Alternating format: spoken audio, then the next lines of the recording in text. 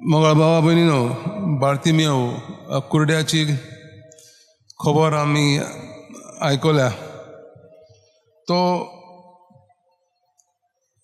कुर्डो जावन आसलो देखून ताका जेजू दिश्टी पडनासलो, पूण ताणें ते लोकांचे आवाज आयकला जेजू त्या वाटेन वयता म्हूण.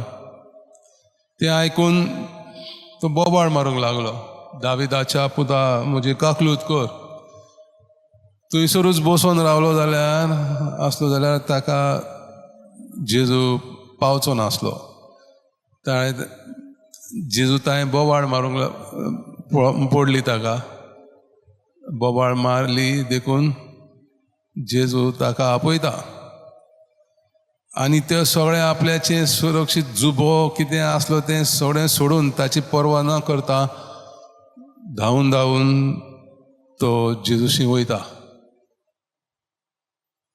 जेजू ताचे थंय वचना, पूण तो जेजू थंय धांवन वयता आनी जेजू ताका विचारता, तुका कितें जाय?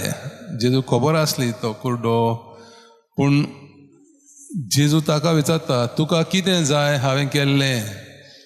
आनी कुर्डो म्हणटा, म्हाका दोळ्यांची दिश्ट दी सायबा, म्हाका दिश्ट दी. जेजू ताचो भावार्थ पळयता आनी ताका म्हणटा, तूं वच आनी तुका दिश्टी पडटलें.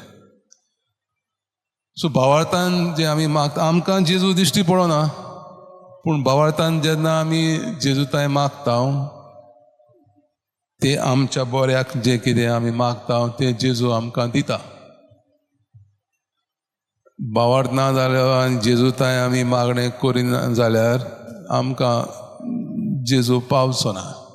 जेन्ना आमी मागणें करता, भावार्थान मागता, ते आमकां देव दिता. जायते फावटी आमी आमचेच धन दौलतीचेर अवलंबून आसता, आमकां जेजूची गरज नासता, देवाची गरज नासता.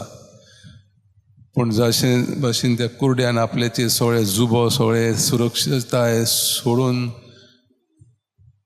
देवा थंय मागता, ते भाशेन आमी आमच्या जिवितान आमची सुरक्षताय आनी आमचे खालतीपण देव पळयता आनी देव आमकां आदाराक पावता. तर ह्या थीर भावार्थान आमी आमची इंतसांवां, आमची मागणी देवा फुडें दवरुया.